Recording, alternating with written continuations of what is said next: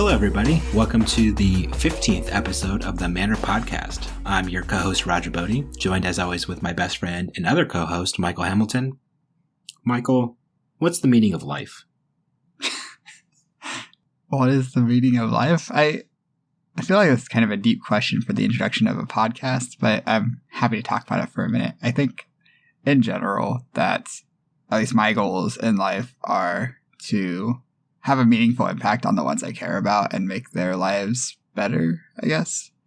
And then I have my own goals outside of that include like financial goals and gaming goals as well. I spend a lot of time on those. And I think like just working towards goals and trying to better the lives of the people you care about, that's at least what I see as my meaning or goals in life and what I try to do. Why did you ask this question? I just wanted to ask you what the meaning of life was real quick. I don't know why I need a reason to do so. Okay. Or what would you say the meaning of life is? There isn't any meaning. It's whatever you do with it. So your meaning is just as valid. Sure. Sounds good. Here's an even better question. What's the meaning of playing in the Pro Tour in Lille? The meaning is, I guess it's like whatever you kind of make it out to be. For a lot of people, it's a big goal of theirs to compete in the Pro Tour against like top level players. I know that's like something that I really enjoy and I'm really glad I get the opportunity to do. So, and you also get to do a lot of winning while you're doing it. So look at you go. I try. So for today's episode, we're going to talk about our experiences at the Pro Tour, how it went, and kind of just, I guess, talk about the Pro Tour, right? Yeah, that's the plan. You did a lot of Pro Touring. Yeah, I did. I played in 2 days of the Pro Tour. Wow. That must have been real nice. Yeah. Do you want to talk about your experiences first? No, nobody wants to hear my sob stories in life. Oh, well. They just want to hear from the winners like you know? No. Even though you don't win the whole thing, you did a lot of winning.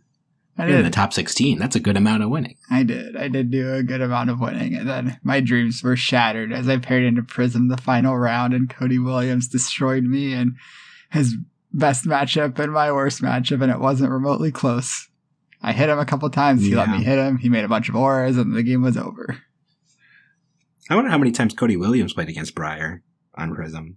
Do you think it was less than 3 or more than 3? I would guess less than 3. But I heard lucky that guy. he played... What a lucky guy. I heard that he played quite a few old times in the second day. Yeah, that must have been the dream, right? That's the goal whenever you get there. Yeah. So, you played Prism at the Pro Tour. And... unfortunately. You played against a lot of Breyer and aggro decks. Yeah, 3 of my 4 rounds were Breyer. And then my only round that wasn't Breyer in the Pro Tour was a Phi, my absolute worst matchup. So... end of day 1 at 3-4, 2-1 in draft, and then I was like, I can't get any worse than this, so I'll go play the Calling, and then I play 6 rounds of the Calling, and 3 of my 6 rounds in the Calling are against Breyer, and my other 3 rounds are against Dash, and the worst room laid for me, which is Viserai, so I did not do well all weekend. I just got beat up, but it's okay, because I can't get beat up on Prism anymore because she's living legend now. Look at that. Yeah, good riddance. Can't lose my winning into Prism anymore. It's a nice time we've got ahead of us. So, you said you went 2-1 in the draft. Yeah. How did your draft go?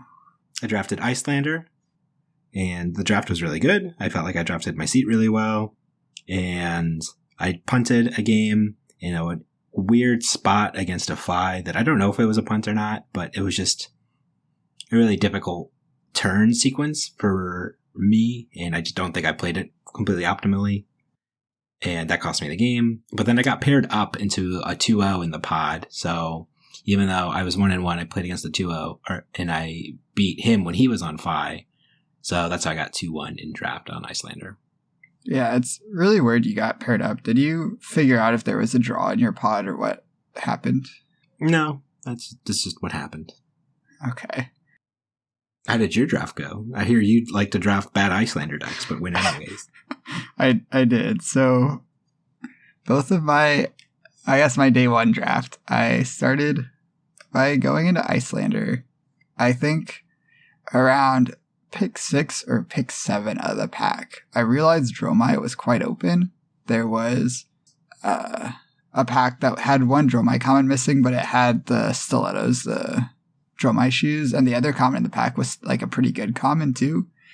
And I think at that point I could have taken the stilettos or the good common and kind of pivoted into Dromai and moved off Icelander because the Icelander signals weren't very strong. I just kind of picked up a couple Icelander cards early and I was kind of just like holding on rather than realizing I was supposed to pivot basically. And I ended up with a pretty bad Icelander deck. I think I had 3 or 4 ice blues with 9 total blues in my deck. I did have a reasonable amount of good red attacks or good red Icelander cards in general, like some 0-for-3s, some red scar, and then I think a red Vyandals also. But my deck ended up being quite bad, honestly. And in the pod, I played against a 5 first round, which is kind of ideal. When you have a bad Icelander deck, you can usually still have a lot of game into Fi with well-timed Frostbites and arcane damage that Fi has a lot of trouble interacting with.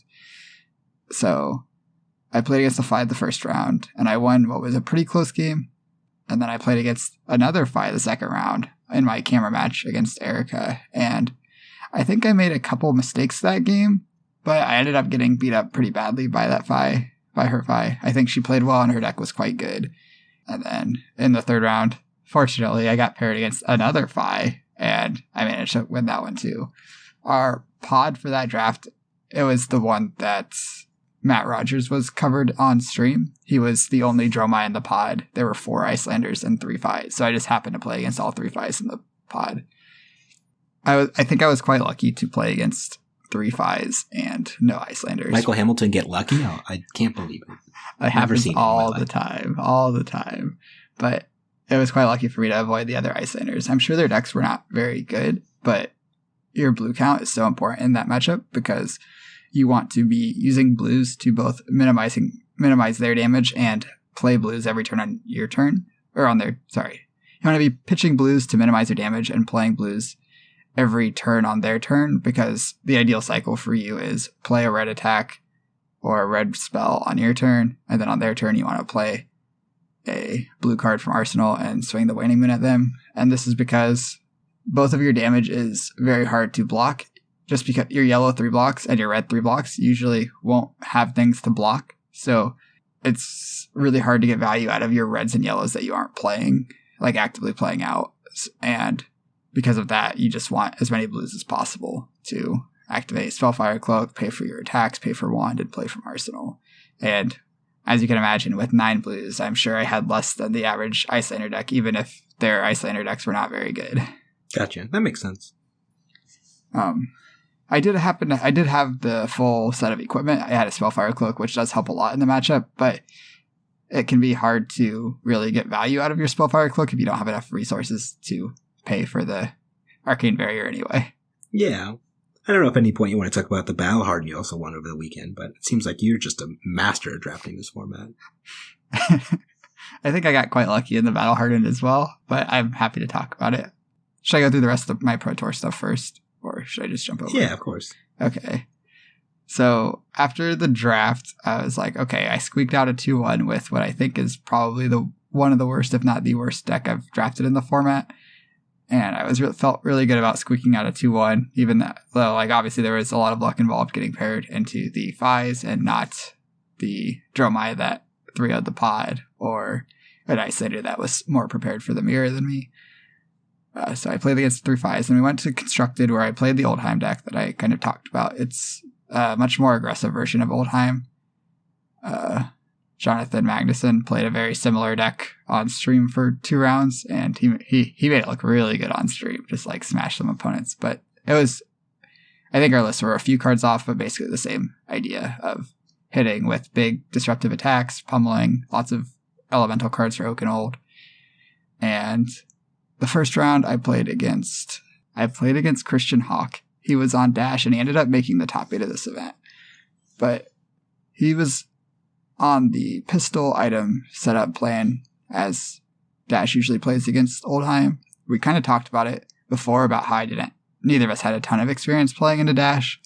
Fortunately for me, he also didn't have a lot of experience playing into Oldheim, and both of us were trying to play fast to play for the clock. And he made a couple mistakes where one turn a blizzard got him pretty good, or not a blizzard, an ice react got him pretty good, and then later in the game, he was loading his things before attacking to play around ice react, and that left him vulnerable to a blizzard, and that ended up buying me a lot of tempo, a lot of time, a lot of tempo. Yeah, that's tempo, right? Bought me a lot of time, made me more winning the game. Tempo. Look at you knowing what tempo is. Yeah, look at you. So he missed out on a lot of damage because of the blizzard, and then he missed out on some damage earlier in the game because of the ice react. And I think looking back, the playing around the ice react and not respecting the blizzard, because you can beat ice react but you can't beat blizzard, or you can beat blizzard but you can't beat ice react. The blizzard can always be used as the ice react, whereas not every ice card can blizzard. So it's definitely correct to just like play in a way that leaves you vulnerable to blizzard and beats ice react. But anyway, the point is, one of the turns he loaded his pistol and he used the purifiers on it, and he kept a full blue in hand expecting to load his stuff after attacking, and basically attacked with a pistol for 5 and got ice reacted and ended up missing out on about 10 damage that turn because of the ice react. And because of that, the game ended up not being super close. The game ended up not being super close because of that. I think if he didn't make that mistake, the game would have been kind of close. But even so, with these more aggressive versions of Oldheim, you have a lot of damage and a lot of disruption, and it doesn't seem like Dash is a super hopeless matchup or even necessarily a bad matchup. I know our teammate Andrew played against him later in the tournament, and against Andrew, he got out his items a lot faster than he did against me to really buff the pistol, and he ended up being able to beat Andrew because of that. But yeah, I would definitely need to test the matchup more to have a solid opinion on it, but it does seem like a pretty fine matchup for Oldheim. For the Dash devoting like 10 or 11 slots to the matchup, I'm not sure it's worth it unless you expect Oldheim to be a lot of the field, especially if it doesn't win anyway. Kind of similar to how Oldheim into Prism felt, where you could devote a million sideboard slots to the matchup and bring the matchup to like 30-70 or something, and you'd still lose to most of the Prisms that were good and knew what they were doing. Anyway, so I beat the Dash, and then I played against Bravo, and it was a really close game. I made a couple mistakes, but that's kind of expected in a really long Guardian Mirror, and I won a close one there. Yeah. And then I lost a Mirror the following round to a local friend, Ryan Rich. He also was playing Oldheim, very similar list, and he beat me up pretty bad. He Terra Sundered me a couple times, and I never had the D-React anytime he went for a big attack, so he beat me up pretty badly. And then I closed it out by beating up an aggro deck. I honestly don't remember which one. It was I think it was one of the Rune Blades, but I don't remember which one. Then day 2, I drafted another horrible Icelander deck. Once again, there were 4 Icelanders in the pod, and I lost to the lone Dromai in the pod in round 1 of the draft. It wasn't a close game at all. They played a Necria, and then I died to the Necria that I couldn't kill. I think I made another mistake in that game or I guess 2 mistakes in that game, where I had forgotten about an Ashwing. They kind of put it off to the side, and I guess it was over close to their equipment, and I looked at my hand and thought about my next turn. I just completely forgot the Ashwing was there. I think I'd probably lose that game even if I am aware of it, but it basically influenced me to thinking it wasn't there, made me want to play an Aether Icewing going face instead of at Necria. And even if the Ashwing wasn't there, it's probably just wrong to Icewing face instead of just killing Necria. Yeah, I was watching that game. Either way, it was just a real loose line you took for some reason, but... Yeah, I think... And I was fully aware of the Ashwing, but I don't think it was that far out of the way. It was pretty reasonable, but... Yeah, I'm not accusing my opponent of anything. I just missed it. Yeah, I know. Opponents can only beat you when they're cheating. He's so good that opponents have to trick him and hide their Ashwings under 15 cards in order to say, it was there the whole time, didn't you know? It was just slightly to the side, closer to the equipment than I realized, or I just didn't realize it was there. But regardless, I think I was supposed to. Your opponent played so cleanly. He even had ash tokens under all of his dragons. He did it so officially. He did it the right way. Yeah, I know. I think in hindsight, I was supposed to kill the Necria regardless of if he had an Ashwing or not anyway, and kill the Necria and then hope that the game went better.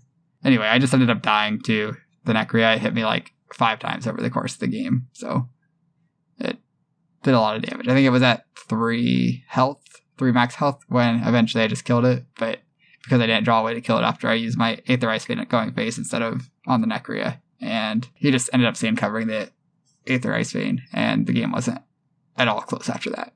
So I lost my first round, and then I'm trying to remember if I played against 1 Fi and 1 Iceland. I think I played against 1 Fi and 1 Icelander rather than 2 Fis, but I ended up winning the last 2 games of my draft and went on to the Classic Constructed rounds. In CC, I played against a Viserai, a Fi, and a Briar for my first 3 rounds, and I pulled out I beat all 3 of those decks, and I'm like, okay, it's winning in time. Just got to dodge Prism one more time, give me another aggro deck. I'll even take a Guardian Mirror, and the pairings get called, and I'm against Cody Williams, who I knew was on Prism because we'd talked earlier in the event, and I was so sad, but he beat me up. I ended up getting 15th after losing that round, and that was my Pro Tour. Well, congratulations, buddy. It was a good run. You almost got the top 8 there. Yeah. It was a good run. No complaints from me. And I dodged Prism until that last round, so played against 1 Prism. Maybe if I had won some of my other rounds, I would have been able to top 8 with the, I guess, opponents I played against. I could have, if I had played differently, maybe I could have done better in one of my limited rounds, or I could have potentially won the Oldheim Mirror as well. So Prism had no chance against, but I only played against 1 Prism over the weekend. Can't complain. 1 bad matchup in 8 rounds of Classic Constructed. Must be nice, buddy. Must be nice. Mm-hmm. I'm not salty at all. I'm completely sorry. You played against aggro decks the whole time. And but all my aggro decks were like reasonable. So the whole point of playing Prism was I was like, okay, so my bad matchup is like a 30% win rate. If I see it 3 times, like worst case scenario, I figured 3 times I'll see it. I'll win 1 of the 3, and then I'm probably favored into everything else that's not Briar or Viserai. And I didn't expect a lot of Fi representation, so I just didn't consider that deck at all. And then, yeah, it just was just nothing but those decks that I played against all weekend long. So I think if at any point in any of my rounds for like I get paired against a Guardian or the Mirror or Icelander who was there too, I don't know. There's a lot of decks that I could have gotten paired into that I would have felt a lot more comfortable in. I just obviously didn't see them because, well, I just didn't see them. Yeah. I guess going into this tournament, I kind of expected there to be a lot of aggro, but like... We did the math though, right? Didn't we sit down and we did all the math that like I hit like a 4%er to hit the matchups I hit basically in 4 rounds of Classic Constructed. Yeah, but any specific matchup spread is going to be like a 4%er to hit. It's like you need to look at all the possible outcomes of like bad spreads and see what the odds of hitting any of those bad spreads and matchups are. Plus, like, my hands were cramping a little bit. The sun was in my eyes and during some points in the matches. Jet lag. I'm pretty sure my opponent, I was jet lagged. I didn't sleep very well. Mm-hmm. It was in France, so like nothing opened until 10 a.m., so I wasn't able to properly caffeinate myself. Yeah, what's with that? Why was nothing? My little brother was playing for me in a couple of the matches, and he's not very good at the game yet. What's another classic excuse? There was lag. There was a lot of lag between me and my opponents. You know, there wasn't a very good connection. Mm-hmm. Mm-hmm. What the good news is that it all paid off because on our way home we played a lot of Pokemon Puzzle League, and once we got to a good old fashioned non-variance game, I just beat you up on Pokemon Puzzle League. So. It was a good weekend after all. You did kind of smash me in Pokemon Puzzle League for at least the train ride. I feel like I got some revenge on the plane, though. It was hit or miss. Mm-hmm. But the train to the airport, those games were rough. Yeah. So, I guess jumping to the Battle Hardened. Spoilers, I ended up winning the Battle Hardened going 9-0. I can't believe it. This is when Zach was like, oh my god, he's like 5-0. He's gonna, if he wins, he's good. I'm just like, I literally checked out of the conversation because I just was like, yeah, he's already won the event. I just was like, not even excited for you because like, I just knew you were going to win. I don't know how to explain it. Like, I was just like, yep, another day, another winning tournament for Michael Hamilton. The sun also came up, but it's also going to set in the evening. I don't know why we're all excited about it anymore. I wish I knew I was going to win. I was so nervous in my top 8 drafts. But anyway. You should have been drinking 5 liters of beer with me. You would have been real relaxed. Yeah, and also been missing the top 8. So the first pod, I ended up drafting Icelander. It was a 3 Icelander pod, but I was kind of like sitting far away from the Icelander, and I felt like, or the other 2 Icelanders that ended up being next to each other, and I felt like I was pretty happy with my deck. I had all the equipment. I had 3 red Aether Ice Veins. I had an Insidious Chill. I had several other good Ice Blues, and I think I ended up with like 13 or 14 blues, which is about where I want to be in my average Icelander decks. I don't mind having more if they're like premium blues, but 13 to 14 like blues that they're all reasonable is a pretty good spot to be in. And I don't honestly remember my matchups at this point. I was a little fatigued from the weekend, and I know round 2 I played against Andrew, our teammate that also ended up getting top 16 with Oldheim, and he 6-0'd the drafts at the Pro Tour. So I was like, oh, this is going to be a good match. But it ended up being an Icelander mirror where I played red Aether Ice Vein on my first turn going second. I played the Insidious Chill on turn 2. I put another red Aether Ice Vein on turn 3 and another red Aether Ice Vein on turn 4, and the game wasn't close. There wasn't really anything he could do about that draw. So that was that round. And then he ended up, I think he stayed and played the rest. And I think he ended up going 5-1, but I'm not positive. Don't quote me on that. But yeah, it was sure a game. Sure felt good about my deck at that point. And then after that pod, I'm thinking, wow, I really like Icelander. I went 3-0 in a 3 Icelander pod. I went 2-1 with both my Icelander drafts at the Pro Tour. I think I might just be an Icelander main. So going into the next pod, I'm like kind of heavily leaning towards Icelander at this point, and I end up kind of forcing it a little bit. Ends up only being 2 Icelanders in the pod and 3 Fies, 3 Dromai. So it was like a kind of ideal spot to be Icelander. We had some weird things in the pod where my buddy Ben Hannon was the only other Icelander in the pod, and the way the bracket worked out, we didn't end up playing until the finals. I kind of watched his game in round 5 against a Dromai player that had both Uvia and Thamai, and he squeaked out a win there, and I was like, I'm glad I don't have to play against what's his name? It was Joel Repta on Dromai with Uvia and Thamai in his deck, because Joel's a very good player, and those are 2 very impactful dragons in the matchup. And then so the 6th round gets paired, and it's me against Joel instead of me against Ben. So we end up talking to a judge and looking at their gems and stuff, and the round before had been misreported where it said Joel had won and Ben had lost, which was not what had happened, and it was actually a judge that came by and asked for the result of the match after the match was over rather than them reporting it themselves, and the judge had misinputted the results. So it ended up we ended up talking to the judges, and they couldn't repair the round for some reason to have me play against Ben in the last round. And if I played against Ben, it was almost a lock that we would both make top 8 because of just how the standings worked going into that last round. But that's not what happened. So I ended up playing against Joel and Ben. They fixed Ben's win, though, right? They fixed his record. Yeah, they fixed his record, but they couldn't repair the round. And so Ben actually ended up getting paired down against a 4-1, and we weren't sure if Ben would make top 8 if he lost we weren't sure if either of us would make top 8 if we lost because we were both paired against 4-1s, which would weaken our opponent match win, which I think is like the second or third tiebreaker after. So it's like your points and then what your points were in the previous round, and you keep going back around until you see if there's one that's different. Like you had a higher score in round 4 than one of the people you're tied with. But in this tournament, it would be all looking at people. It would be looking at, so all the 6-0s would make it, and then it would be then the rest of the people would be 5-1s that had all lost the final round. And then, so that would be tied with everybody. And then you would look at, I think, your opponent match win percentage after that. Anyway, so we weren't sure if either of us were locks if we ended up losing the last round. So we both had to play, and it was basically a win in. If we win, we're for sure in. If we lose, we cross our fingers. Yeah, there's not much drama here, Michael. We both know you win. Like, you won the tournament. I don't know why you're building up. We were so nervous. Anything could have happened. Will we win? Find out next time on Dragon Ball Z. I'm just trying to tell the story. But, so I ended up winning.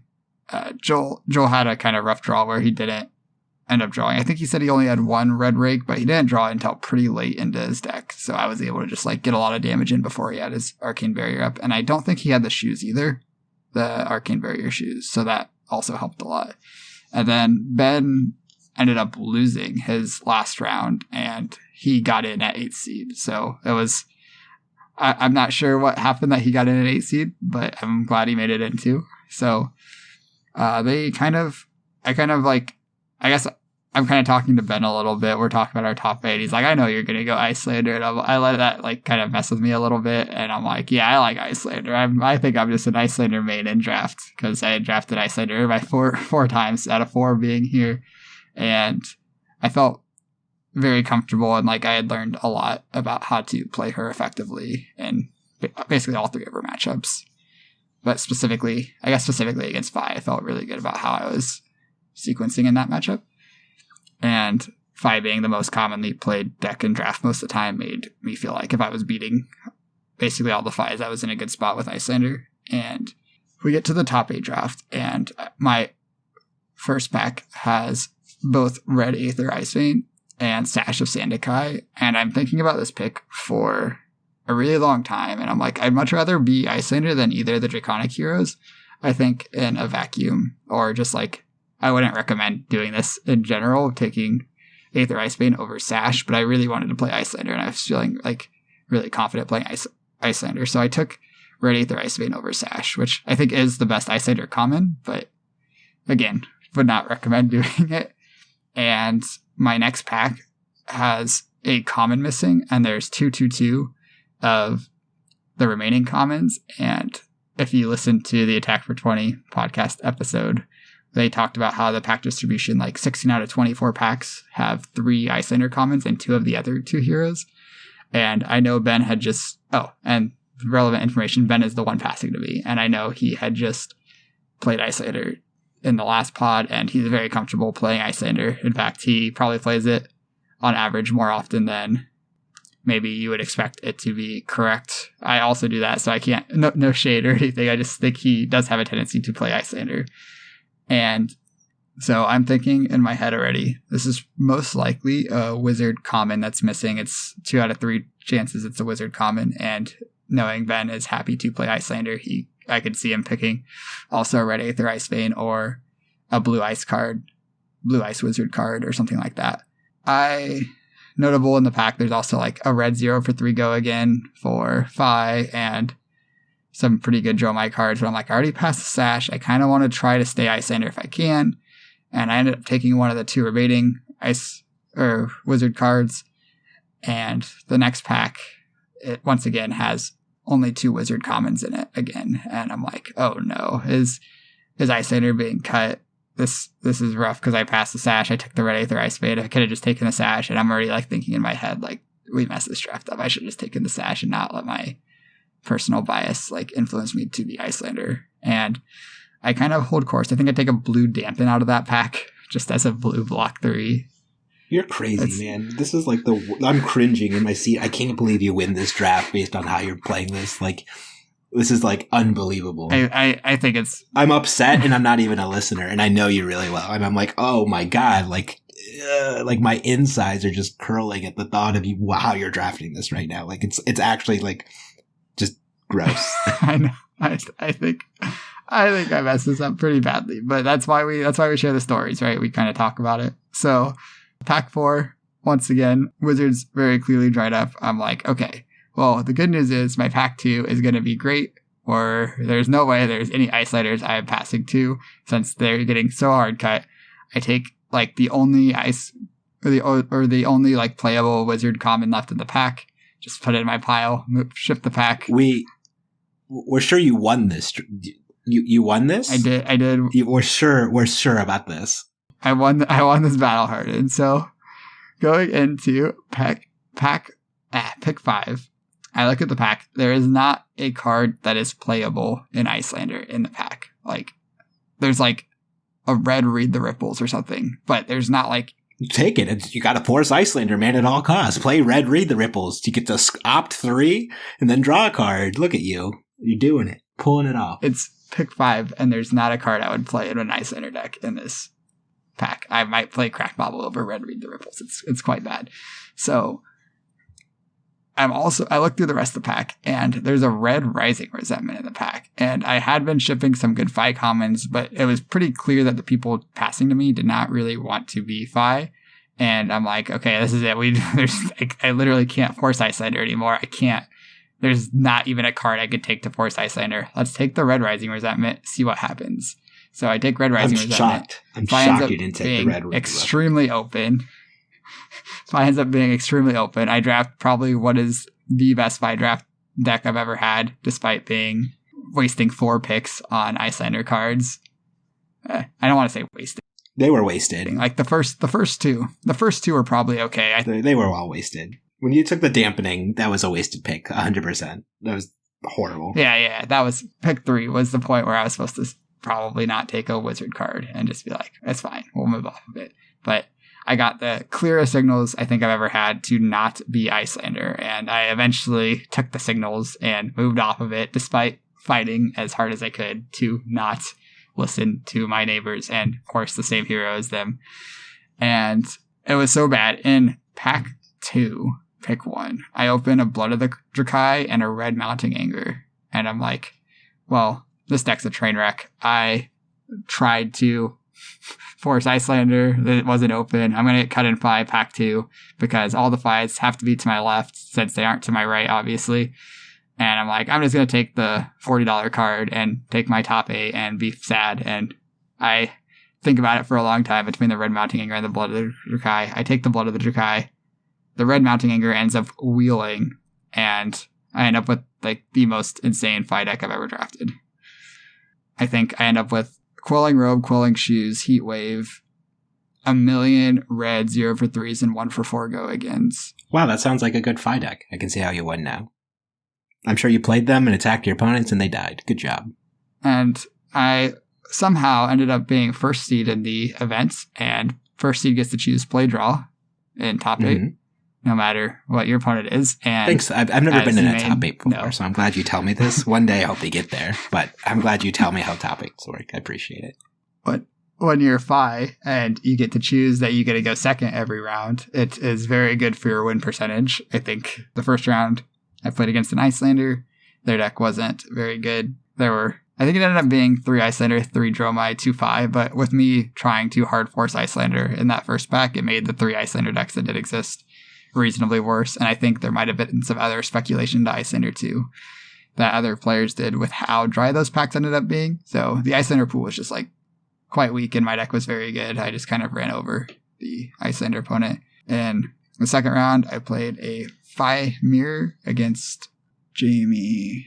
I don't remember his last name, but since I got to go seconds, I was able to block out his first turn. I had like 0 damage using my Quelling Slippers, and then I attacked for like 13 or 14, I think 13, and then he attacked for like 15, and then I attacked for like 15 back, and then the game was over because he had to block first because I went second in the 5-year. And then in the finals, I played against Christopher something. I'm so bad at last names. You played against Christopher Walken in the finals? He's one of my favorite actors, man. Of all time. I don't think... This is your father's watch, Michael. Anyway, so he had a reasonable Dromai deck, but I got to go second, and my deck was very good, and I kind of beat him up too. I feel like none of my top 8 games were particularly interesting. I just had a very good Fi deck and was going second every round. And yeah, that was my Battle Hardened. Good job. How I tried to force Icelander and ended up with the best Fi deck I've ever drafted. The best part about the Battle Hardened for me was in the first round, I got paired against Thord Laddick, I believe his last name is, but he's from Germany. And he's the first person in the whole world that ever said, "Hey, I like your podcast. I recognized your name, and me and all my friends in Germany listen to your podcast all the time." So thank you very much, Thor. It was a good game. I really appreciate you saying that you listen to the podcast, and I hope all of our fans in Germany have very good experiences in their future Flesh and Blood endeavors. Yeah, that's awesome.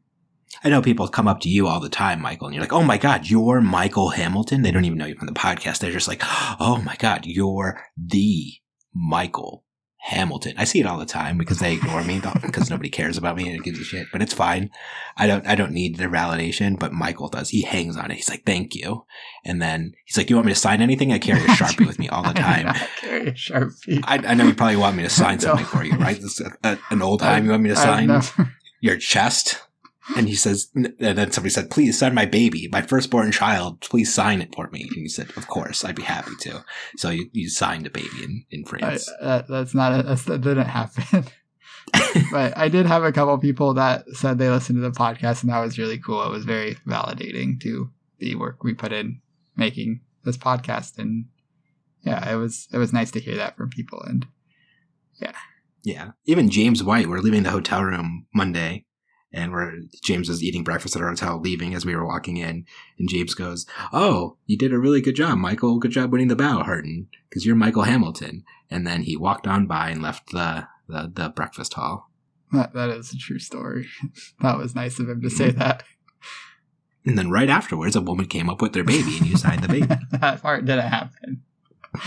The rest of that morning was we ate breakfast and we played some Uprising Sealed, and then we got on a train and you beat me up in Puzzle League.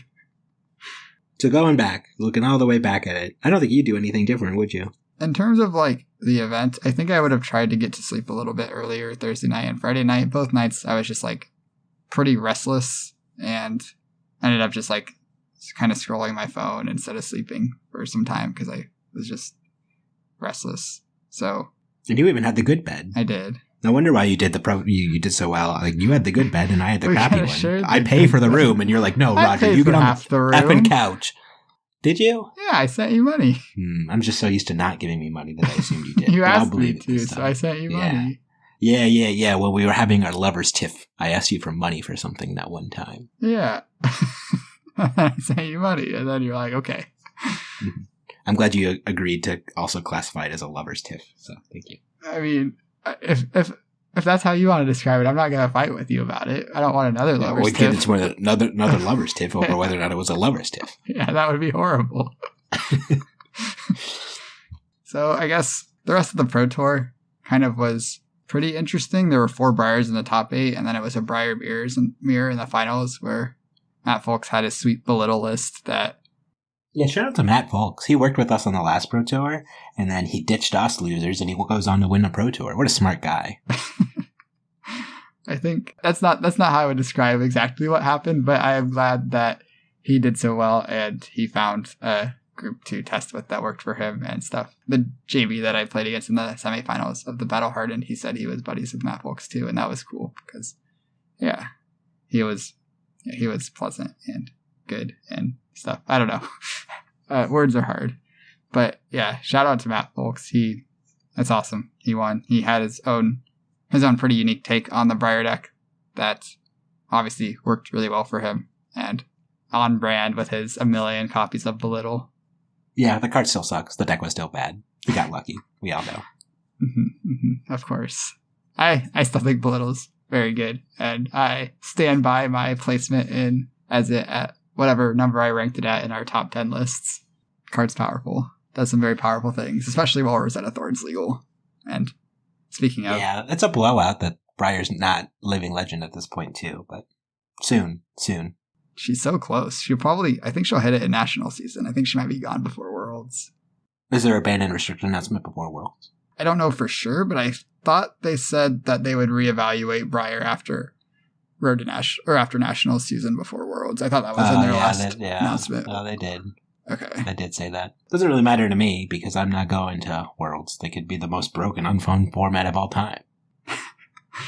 Well, in the opinion of some, that is one of the formats of Worlds. Not my opinion, but Blitz is at Worlds. Yeah, look at that. So, I guess the other big news is Prism ended up winning the calling and has achieved living legend status. So yeah, I don't think we really need a full Sunset show for Prism. Do you really think we could spend 50 minutes talking about Prism?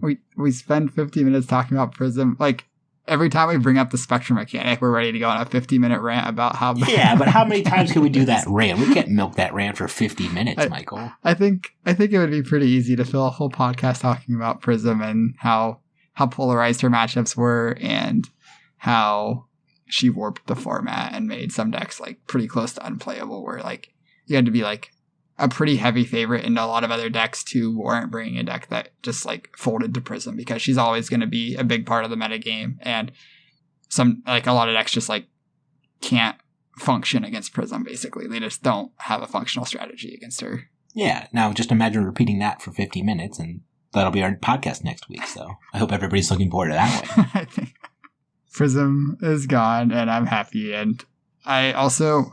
Okay, we'll save it for next week. That's going to be our episode next week, the Prism Sunset show. And yeah, I got a lot of stuff to say about it, but I'm going to wait till then. And then if we can't fill the whole topic, we'll talk about cookie baking techniques. Cookie baking techniques. We can do that now. I mean, I could spend the next 2 hours talking about sweet cookie baking techniques, but... So I guess other things that happened while we were in Lille, we got to spend a lot of time with the Wolfpack. Well, I guess the half of the Wolfpack that was there, because not all of us traveled to Europe for the tournament. But the ones that were there, it was really cool to meet and hang out with and eat a lot of food and basically talk with, I guess. It was also like, we had 3 that made top 16 with, what's Andrew's last name? Chadston? I don't know Andrew's last name, and... It's Andrew Chadston. Okay, that's not it, but we can roll with it. And then Jonathan Magnuson? Yeah. And, yeah, he's related to Carl Magnusson. Okay. I don't know who Carl Magnus Carlsen. Is that his name, the chess player? We had this conversation there.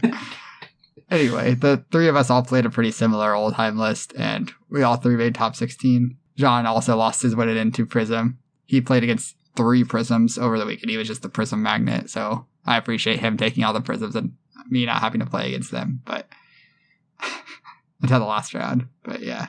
And then Andrew crushed draft, went 6-0 in draft, and then had a rougher time in CC. Yeah, so I think that was the weekend for us. Anything you want to add about your weekend in Lille? Don't order 5 liters of beer. That's a lot of beer. We got tricked into ordering 5 liters of it. It's almost 1.5 gallons of beer. It's a lot of it. So, do you want to tell that story? I accidentally ordered 5 liters of beer. That's the story. The Wolfpack desperately tried to drink 5 liters of beer with me drinking the preponderance of the beer. That's your new word of the day. Go Google that one, preponderance of the beer.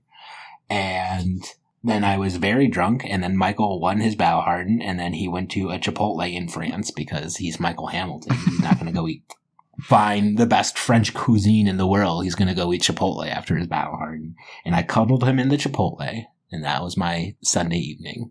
It wasn't actually a Chipotle. It was called Nachos. It's called Nachos, it was exactly like Chipotle though. Picture a Chipotle in France, but they just put a white sign over the Chipotle logo that said Nachos, and that's basically what it was. It was nice. I got my burrito. I got some rice, beans, meat, salsa. How do you say burrito in French?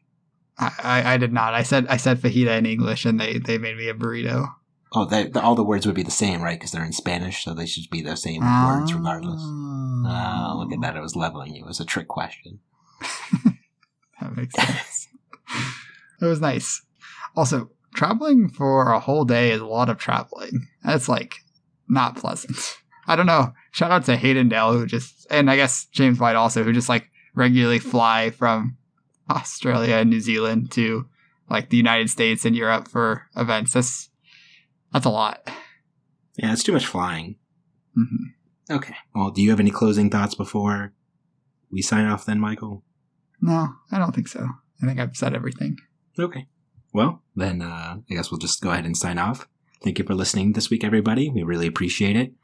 Let us know how you think Michael Hamilton drafted over the weekend if he forced Isolator too much in the comments. And next time you're playing Flesh and Blood, remember, mind your manners. We'll see you next time.